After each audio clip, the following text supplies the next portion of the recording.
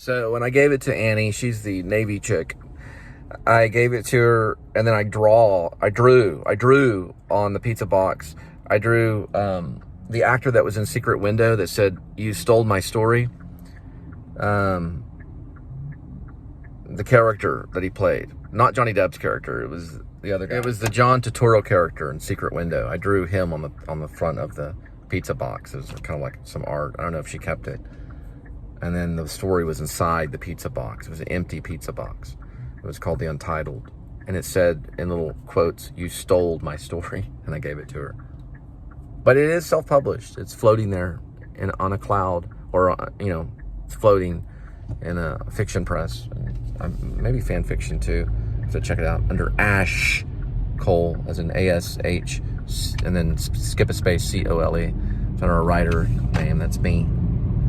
And pen name. Oh, there's Popeyes. So that is Popeyes, Louisiana Kitchen. David Coeb directed Secret Window with Johnny Depp and John Turturro. And my first wife, and I, she's like half Sicilian. Anyway, I won't say any names right now, but she took me to go see it. It was a sure sign that we would end in divorce. Anyway, I appreciate you joining me for those 6 years. And I moved on. Secret Window is a pretty good one if you know anything about divorce. It's changes to shooter. You stole my story. So I'm back at the Boomer Jack. So if you follow my vlog, this is the one I got ran out of, but I've got a mask. So I'm going incognito. What I'm probably gonna do is this. Then I'm gonna take the glasses off.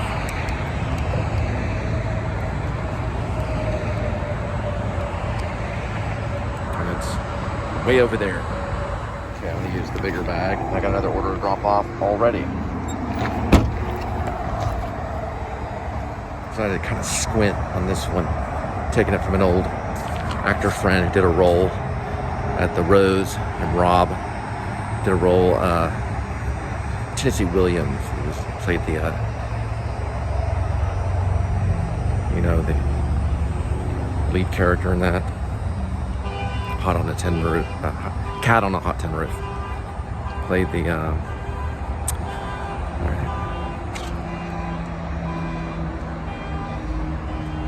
the fatherly figure in Cat on a Hot Tin Roof, the older one. Anyway, I do like a squint kind of thing. I can't really recognize him.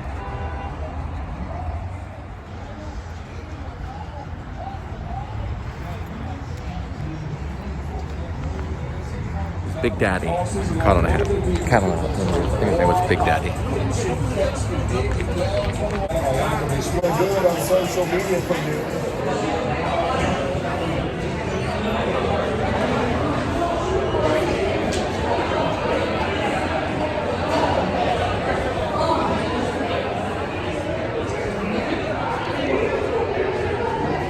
I didn't know Boomer Jacks was this busy. I didn't know it spun around all the way from here, but somehow ended up in this building. So I don't know how, kind of like time warped or something. I went through here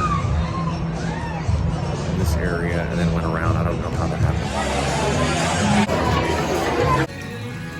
So that's actually the ice house. I went in there to use the restroom. So over here. Yeah, there's a side entrance over here that I got mixed up with. So in time warp, I just fooled myself, I say. All right. I got that one okay. I didn't get run out that time, so they had the order pretty quick. So they must have figured out their business. These are cool bikes over here. Two Harleys. Harleys, let's start with that. Two Harley and Davidson. Boomer Jacks.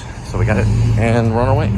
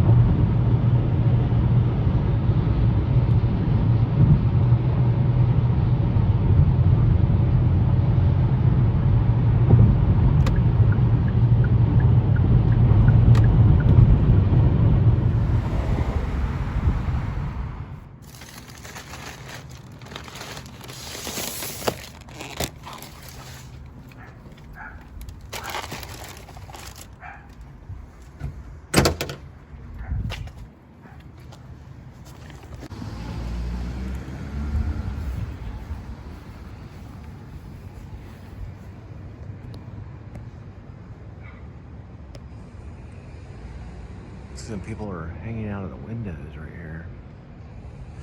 How you doing, Chucky? You doing okay? Little Tykes treating you okay? Get around. All right there.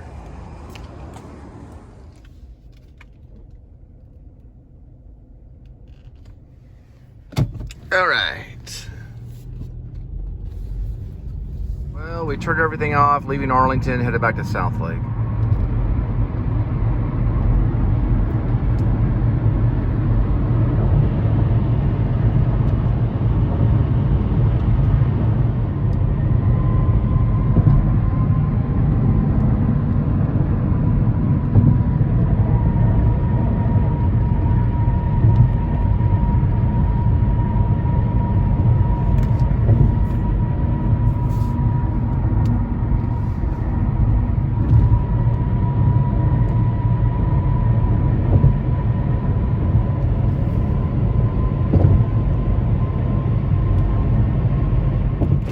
Definitely something going on. Southlake Square. Oh, this is Oktoberfest Southlake.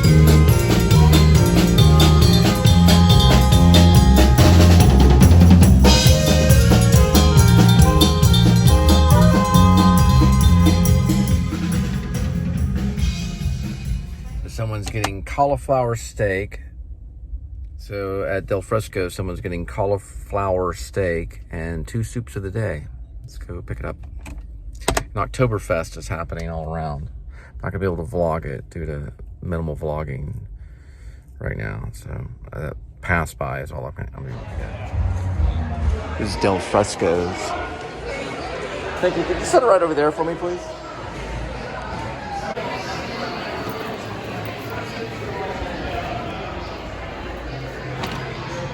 I really should do some cleaning here. Woo! Look at these little wipes. I thought I'd do a little bit of cleanup while I can. Do a little bit of time lapse too. All right, we're gonna drop off this cauliflower steak from Del Fresco's. Godliness next to cleanliness. Is it cleanliness? Cleanliness next to godliness. Cleanliness. Hard word. Cleanliness. Cleanliness next to godliness. Okay, we're gonna go to like a more loose. They're taking a break.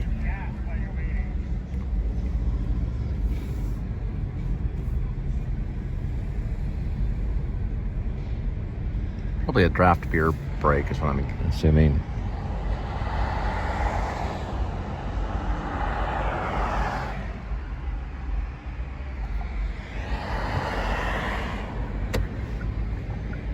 It sounded pretty good though. I didn't get the information on the band though, but they sounded pretty good.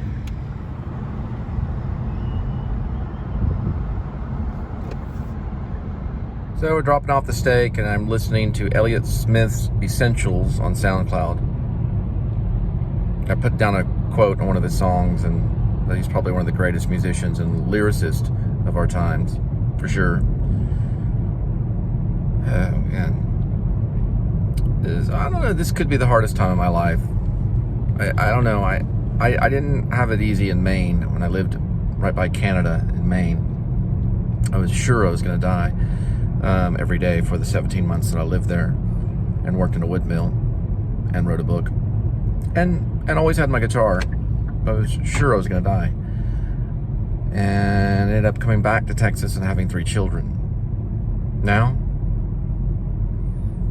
what I'm going through with everything, budgeting, setting these shows up, edited, child support, dealing with the child support laws. I still would rather stay away from a good 4 months of heavy snow and icy roads. Like I say, I wrote a poem about it when I was in Maine, and I've talked about it. There's Carol the Dragons. And then the poem, sorry, I had to do an interjection, I always do that. But in the poem, I wrote somewhere that you can run from a crazy guy with a knife, but you can't run from the snow. This is true if you're in cold climate. You can complain all you want. I think it actually went like this. That's right. You can run from a crazy guy with a knife. Something similar to that. You can run with a crazy... You can run from a crazy guy with a knife, but you can't call the police on the snow. That's the actual part of the poem, yeah. You can't pick up the phone and dial 911 on the snow. The 911 operator would say, well, it's snowing. You just have to put up with it. But you don't understand, it's been snowing for 4 months. This is when I lived in Maine. You can call the police on a crazy guy with a knife, or you maybe even reason with them, but you cannot call the police on the snow. The snow has every legal right to snow on you, because that's how Mother Nature is. The authorities don't care. They'll just tell you, sorry, but it can snow on you all day long. Now, of course, if there's a crazy guy with a knife, they might do something with that. But that's how the poem went. That's how I felt. You can run from a guy with a knife and run away. Danger, run away. There's a guy with a knife, run away, or something like that. But you cannot call the police on the snow. You just have to put up with it. You can't run from the snow. You certainly can't. One of my big songs is called Demons, and one of the lines is they'll lead you to the snow.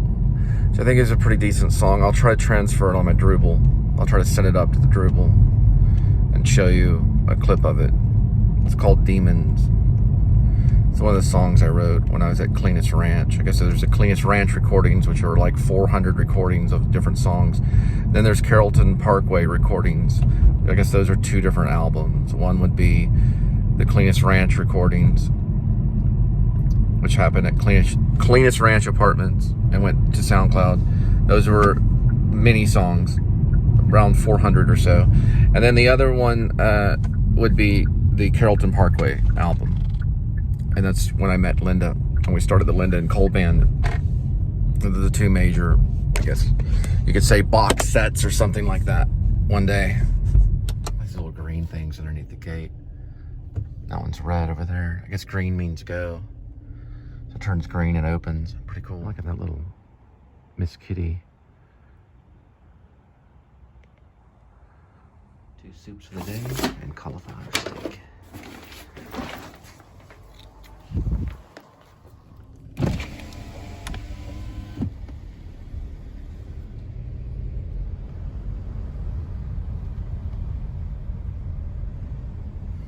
Idlewood Green at Hidden Lakes.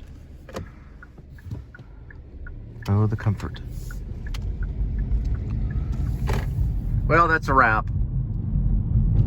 Y'all have a good night. Well, this is a wrap, big time. So these are some big vlogs that are going to be coming through. I'll try my very best to get them up to you. Thank you so much for being part of the Please Subscribe show. When you watch these vlogs, you're joining me on these deliveries and hanging out with Linda. Just want to say some things about Linda and I so you kind of know about us. So first, where I come from, my ancestry, Spivey is English, but I'm not completely English. My mom's side is purely Irish. She goes, my mom's side is Mitchell, just like Margaret Mitchell. The last name is spelled Mitchell on my mom's side. My mom actually has a Apache maiden name because she's a quarter Apache, and I believe I'm 1/8 Apache. So I'm English, Irish, and Native American Apache. Apache has quite the rap for a name. What it means in French is it means enemy. So sorry about that. That's why my eyes are a lighter color, kind of greenish color. All right, we got that out of the way. So English, Irish, and Apache. Now for Linda. I just spoke with her. Linda's got some names too. She's got Irish in there. Also, she's English and French. So those are the 3. Irish, English, and French. So she's got the blood mixing, and I've got the blood mixing too, where I always say that my blood is at war with one another because of the three. The English are not exactly the Irish, and the English are not exactly the Apache, although there's a lot of Native Americans that are actually ancestry from England because of the spice trade. Spivey means spiffy. I don't give Linda's last name, but it has been mentioned on the show. So I don't directly give it out or anything like that for, you know, for her protection. There are some other things that I'm probably not going to share with you. I'm not going to share everything with you.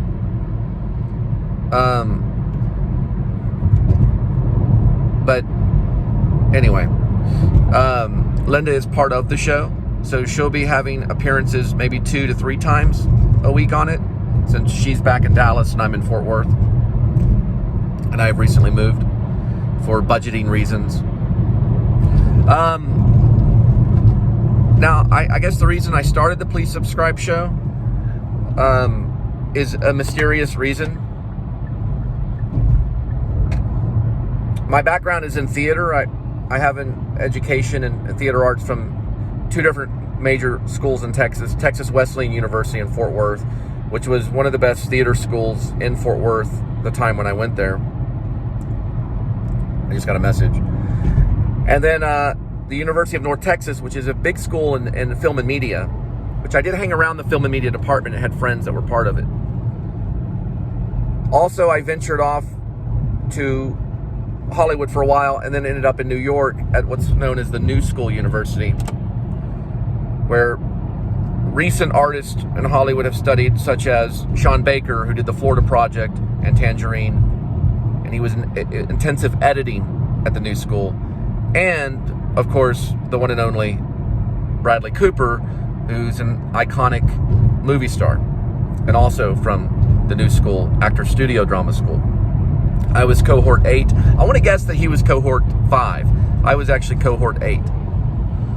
So I originally tried to be cohort 7, so I would have seen him as a senior before he left off and did Hot Wet Summer, and got to eventually kiss Sarah Jessica Parker on Sex and the City. But anyway, and then he did Alias and a bunch of other stuff and became iconic.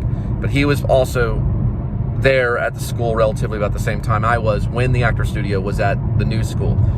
Also, when Johnny Depp was first interviewed, when he wore the combat boots and the green jacket, the first interview was held at the New School University when the Actor Studio was starting off. I believe we were at the 8th year of the Actor Studio Drama School inside the Actor Studio with James Lipton, who James Lipton has passed away. So that's kind of a history of me in 4 minutes and 12 seconds. I've met a lot of people in the industry, so I feel like maybe that's one reason I picked up the old camera phone. And also I just started doing it. Though I don't really have a lot of major reasons other than some type of passion for it. But anyway, that's just kind of a wrap up. I'll do those every once in a while to let you know who I am. Oh, another thing about the industry too is, yeah, I've been on set with Jim Carrey, Dustin Hoffman, and stuff like that. I helped out with The Majestic as a background artist, and same with Dustin Hoffman, and Moonlight Mile with Jake Gyllenhaal when Jake Gyllenhaal was starting off, and also on an episode of X-Files. I was on an episode of X-Files where I played the body double of Robert Patrick, who played Doggett. So I was Doggett's thermal image for a while. I did live in Hollywood for a while, and I did leave and to go to New York to study acting. I did a well-known mini documentary of Jordan Lee, also known as Jordan the Lion, which got a lot of attention. And I've done little mini documentaries on Adam the Woo, and I did one called The Carpetbagger Alert, which got me a lot of attention. Not the actual vlog, but it got the attention of Jacob, the carpetbagger. And I respect all these vloggers. So we're in new times. I see vlogging as a new style of medium.